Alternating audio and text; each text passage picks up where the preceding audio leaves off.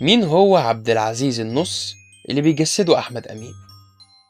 في فترة العشرينات في مصر كان النشالين ماليين القاهرة، وكان موجود واحد من أشهر النشالين في مصر وهو النص، اللي كان فنان في النشل وكان مميز بحركة إيده السريعة اللي في ثانية هتكون المحفظة معاه من غير ما تحس.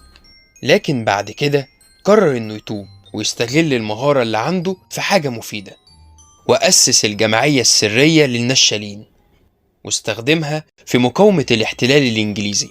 وكان من أهم قوانين الجمعية هي عدم سرقة الفقراء والتركيز على الأثرياء والإنجليز. وقدر النص إنه يسرق وثائق سرية من مقر الحكم البريطاني، وقدر كمان إنه يهرب مناضلين كانوا محبوسين في السجون البريطانية، وده اللي خلاه تحول من نشال لبطل شعب كبير ومناضل.